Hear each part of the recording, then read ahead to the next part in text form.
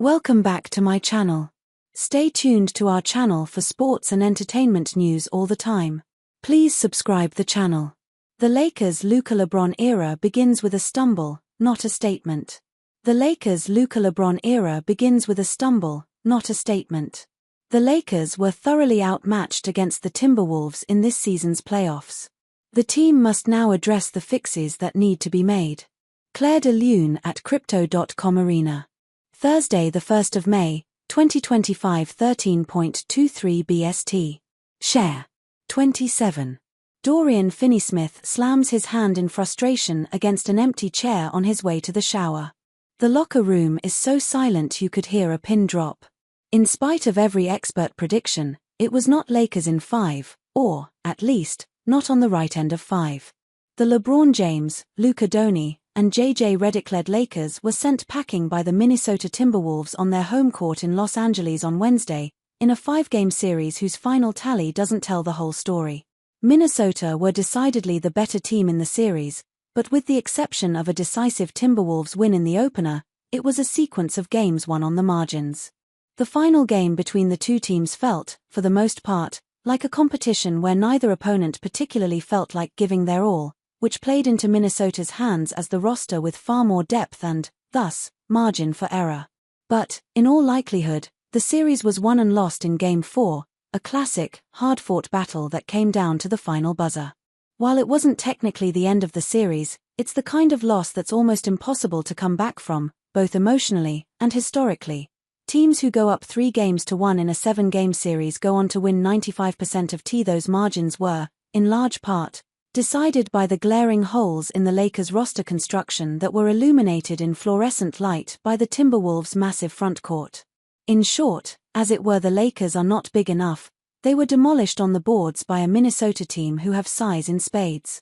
The small ball by necessity style that secured the Lakers the 3 seed in a stacked West proved to be not quite resilient enough for a postseason that's determined by depth and matchups more than ever.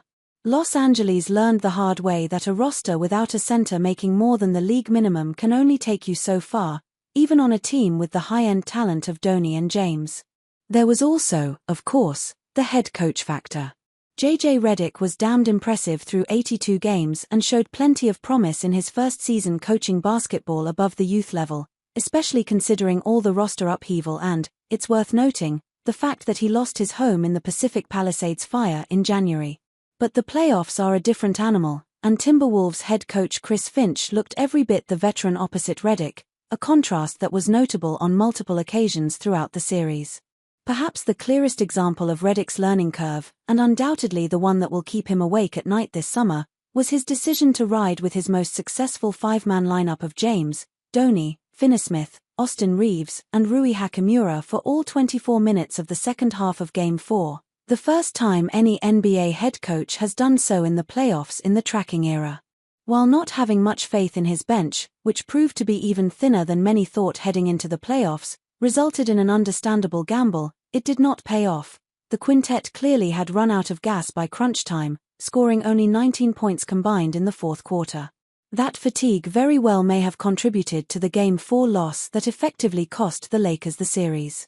Clear coaching growing pains and glaring roster deficiencies aside, it's ultimately extremely rare for a dramatic roster move like swapping Anthony Davis, who, ironically, would have come in extremely handy for the Lakers in this series, for Doncic midseason, to pay dividends in its first year.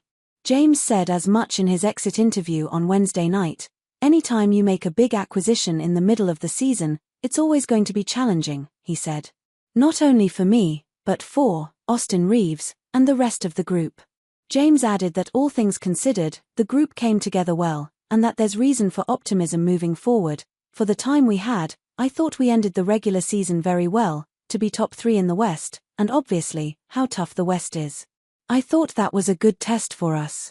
We had some challenges, but I think ultimately having a guy like Doncic is very dynamic for any franchise.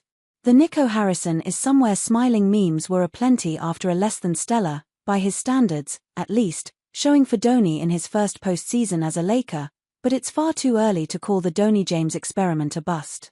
There is, clearly, plenty of work to be done on both the supporting cast and Doncic's conditioning and defensive intensity, which was lackluster to say the least, in the off-season. And there is, of course, the question of 40-year-old James's future. Whether he'll even return to play another NBA season, let alone with the Lakers, is still up in the air. But assuming James does come back for at least one more campaign in LA, there is plenty of cause for optimism as to what a full off-season and training camp, a head coach with a season of experience under his belt, and a retooled roster could do for the pairing of two of the brightest basketball minds the world has ever seen. While the Lakers' first-round exit is undoubtedly disappointing given all the hype and expectations around them heading into April, there is still plenty of meat left on the bone.